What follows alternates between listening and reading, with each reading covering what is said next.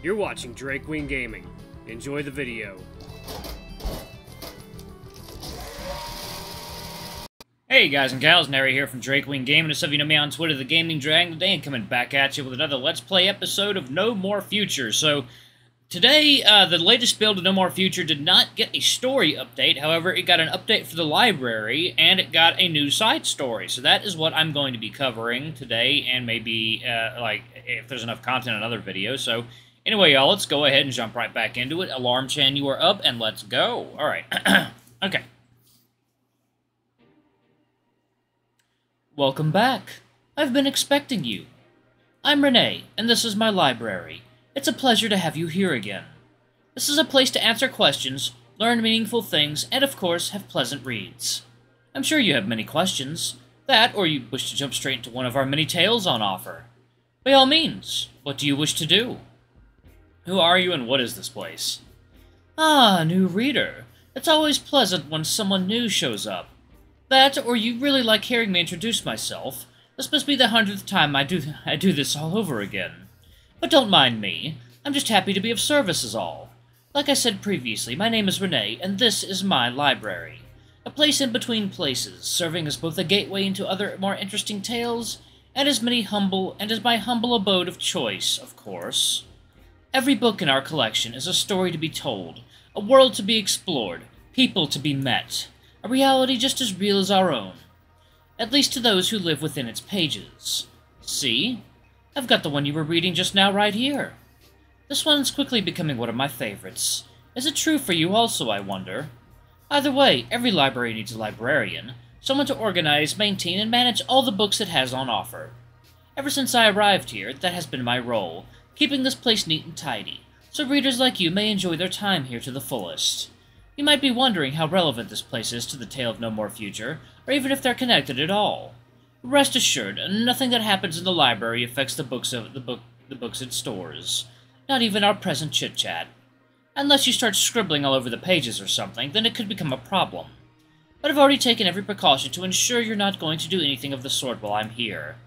What I'm trying to say is, everything that happened from the moment you stepped into the library is not canon to the events of No More Future. If the novel proper was a full-course meal, this library is like a dessert, or perhaps the coffee before leaving. A little something extra to help you make peace with the fact that the main story is currently unfinished. Here you may chat with me, of course, but you may also access side stories that run parallel to the plot of the game. These are tales that show the world of No More Future from a new perspective, often from someone other than Isaac. They could take place simultaneously as the events of the main story, or maybe show what came before. Anything's possible, really. Our current selection is fairly limited. It'll definitely increase in the size in the future. If you don't wish to visit our library every time you want to read one of these side stories, you can always access them from the Chapter Select screen, either from the main menu or at the end of the current build of the game. Obviously that saves up time on your end, but if you wish to hear my thoughts on the side story you read after you're done, you'll have to access it through me first. I'll have you know I'm a very good literary critic. The best in the whole library, in fact. I suppose you'll just have to discover that for yourself. Reading those books in the back. Are you a writer? Those books in the back? Oh, I'm interested in those books. I can't fault your curiosity, but I'm afraid nearly all of our books, save for the one you're currently reading, are unavailable. That is to say, they haven't been written yet. You might be wondering what purpose there could be in hosting a library full of empty books, and that is a fairly good objection indeed. Truth is, they have been written. At least partially, just like No More Future. They simply haven't been written in a language you can understand yet. They exist solely within the writer's mind, and have never had the chance to be translated into anything tangible. I may not know much about other writers, but I have a sneaky suspicion that this is a problem endemic to his kind. Tons of ideas to not have enough time or willpower to write them all down. At least for other people to enjoy. I know at least a couple volumes he reads religiously, and always forgets to return to their proper places. I swear my job would be a lot easier if I didn't have to deal with him screwing around in the library whenever I'm asleep. Anyway, back to you. If the circumstances allow it, in the future, you'll be able to read more of the writer's books. Just as soon as he gets off his butt and writes them himself, of course. Are you a writer? Yes, I figured this question was coming. No, despite what you may think, or what others might have claimed, I am not the writer.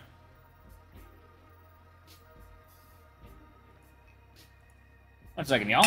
It is indeed water time.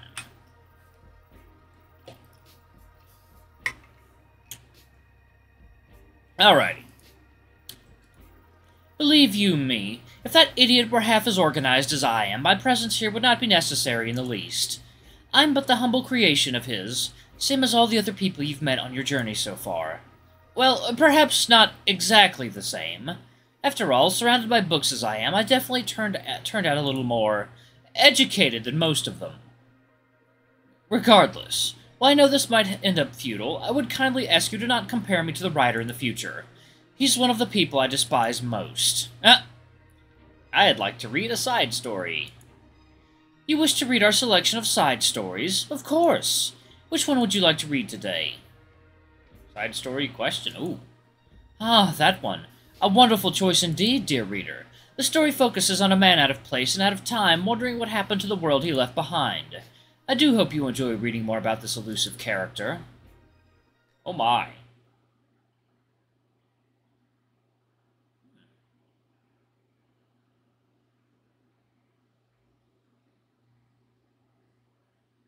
Alright.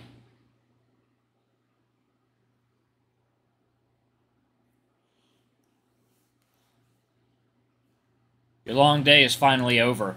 You shuffle towards the white throne you call your bed with the grace and finesse of a rotting corpse. Your expression betrays your exhaustion, both in body and spirit. In spite of what you said back at the train, you're right back to where you started. Shocked, afraid, betrayed, alone. You hear a distant voice shouting in your head, begging to be heeded. Perhaps you're mistaken. Perhaps this is your fault for misunderstanding or overlooking something. Perhaps things will get better tomorrow once you wake up. Perhaps the pain is only temporary. But deep down, you know that's not true. Nothing will change. Not in a few hours, not a single bit. You'll wake up tomorrow just as broken and dumbfounded as you are now. The sleep won't thaw you out of your nightmares. It'll merely preserve them so you can live them again next morning. And yet, even that outcome is preferable to having to deal with your doubts at the moment. Delaying the inevitable is almost like fighting it. And so you let your inner eyes close to your own problems, and your mind empty of its struggles, if only temporarily. And while the darkness begins to cloud your thoughts, the night outside grows ever darker still. Later that night...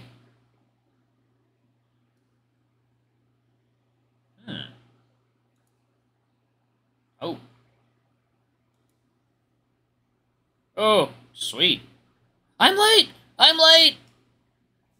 I knew taking the bus was a mistake. At this rate, I'll be late for my... Oh. Oh. Oh, female, okay. Date.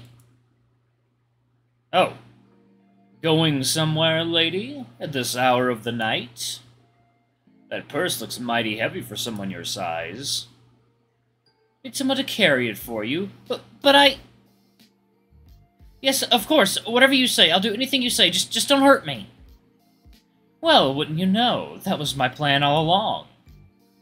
Just keep your mouth shut and your grip loose, and we can all go home happy and... Hey, what's the matter? Are you getting cold feet? Huh? What was that? Speak out, goddammit! Behind you! Ugh!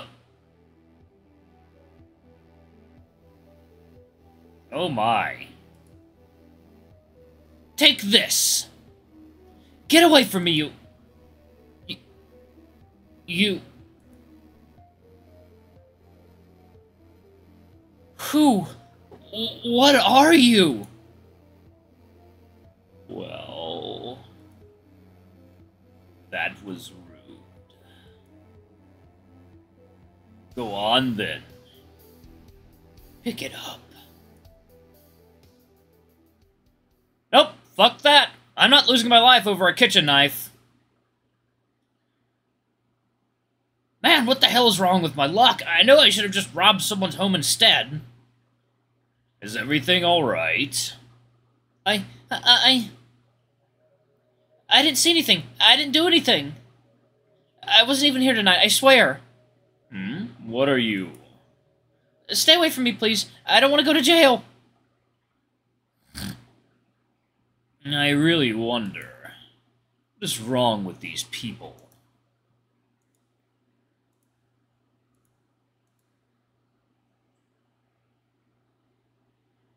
The woman runs away faster than the would-be thief did and disappears from... The woman runs away faster than the would-be thief did and disappears from my sight before I even know it. She leaves the alleyway behind as a broken shell of her former self, a huddled mess of tears and incoherent crying. She never asks for anyone to help her. She doesn't beg for aid, instead focusing solely on getting away. Just like everyone else focuses on ignoring her. The windows stay shut, but few noises could faintly be heard in the darkness before are utterly silent. Even the lights nearby, unwilling witnesses to these events, begin to die out one after another as if panicking at the sight of me. And then it's quiet again. Dead quiet. Should have known I would have bumped into some shady people eventually. Not my fault this town's so full of them. I whisper quietly, as if trying to reassure whoever might be around of my good intentions. Unfortunately, my words fall on deaf ears. In fact, they don't fall on anyone's ears in the first place. No matter where I look, as far as the eye can see, I am alone. But by itself is not enough to distress me, of course. Everyone who has lived long enough knows loneliness is a more frequent companion to man than company itself. Loneliness does not equal misery. I've had ample opportunities to learn about the difference in the past. And yet tonight, for whatever reason, I find myself rather forgetful of that fact. Feeling a little annoyed, I refocus my sight onto my immediate surroundings, onto the shadows from whence I came, onto the corner from where the lady was mugged, onto the street where mugger and mugged alike fled one after another. No matter how you view it, what happened here tonight is distressing. The word reverberates equally through my mind and the wind, to the point I can't even tell if I spoke it aloud or not. Perhaps I'm simply taken aback is all, so surprised or perhaps astonished by the reality around me, I'm beginning to lose my grip on it. I can't blame the woman for running away, of course. This form I've taken is rather unusual. I accept that my appearance is frightening, and my methods probably obsolete by now. Sorry, y'all. The way she looked at me when the thief ran away, like she was more scared of her deliverer than her aggressor. Appearances only played a small part in that. No. I haven't been here long, but I'm starting to think that something's very wrong with these people.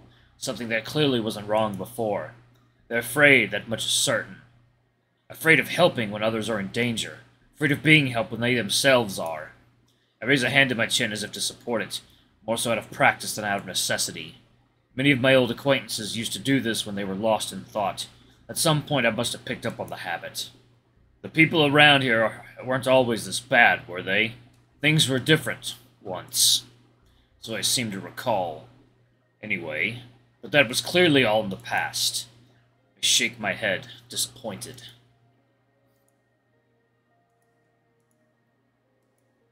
Whatever happened, perhaps it's for the best I wasn't here to witness it. If tonight's example is anything to go by, it would have likely ended up making it worse. In the midst of my aimless ponderings, my eyes catch sight of the moon up in the sky, shaped like a thin sickle, my only companion in this and many other nights. Countless nearby stars notwithstanding, of course. I'm sorry you had to see that. It must have been awful. The moon doesn't answer immediately, primarily because it's a rock in the sky, and rocks in the sky are not known to do that. Perhaps it replies by facts. A riveting, but if ultimately pointless line of inquiry. Probably the reason why I don't like to let my mind wander without reason too long, too often. All I wanted was to pass the time while waiting for something else to happen, but it appears this is as eventful as this evening will get. Whatever purpose my presence here might have had is long gone. Realizing this, I begin to quietly walk away from the alleyway, like a leaf gently guided by the cold wind that blows around me, and even I can't tell whether it's to get away or to get somewhere. I just know there's something I need to do tonight, and it's no longer here. You know, now that I think about it, there really isn't a single interesting place in this whole town, is there? No places of significant historical or mystical value, no political or geographical landmarks of note, and not a single gateway into some hidden or remote site full of mysteries and intrigue. It's not like it lacked the time to generate such a venue either. Judging from the age of the roads and buildings, this town must have been around since at least the turn of the millennia.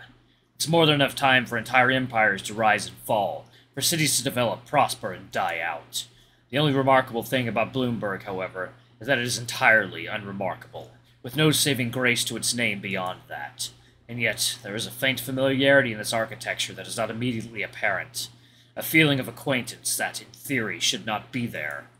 As I walk, I lay a hand on a nearby wall and feel the gaps in the bricks and mortar with my hand, taking in every last detail. While I don't feel any connection to the bricks or the mortar or the gaps in between, something akin to nostalgia begins to overtake me nonetheless. It was a city just like this one last time, too. A place awkwardly stuck in between eras and styles with no origin and no direction. A place that by all means should have never been, yet ended up mattering somewhat, at least to those who dwelled in it. Makes me wonder if this is all true, if all this is truly just a coincidence or not. The building that stands before me is no exception to my previous judgment. Nothing more than a humble apartment building like all the others, perhaps a tad more recent compared to the many rows of houses I've waded through to get here. The only thing that makes it stand out from all the rest in my eyes are the people who've taken up residence within it. There were only two at first. I don't remember when I first met them, only that I've known about them since they moved here. A lonely boy and his even lonelier sister, a sheep surrounded by wolves, and his only protector, a human surviving amidst animals. Kids who could never grow up, monsters surrounded by monsters, a sight I know all too well. And then, of course, there's him. I've had time to learn. Alright, I'm gonna go ahead and pause it right there. Oh, we still got more content to get through. Oh, this is cool. A short story from the perspective of the apparition. I'm very excited. Anyway, y'all, thank y'all so much for watching. Don't forget to like, comment, subscribe, ring that notification bell, leave a super thanks or a tip if you can. It always helps. Until the next video, I love you all. I'll see you next time. Bye-bye.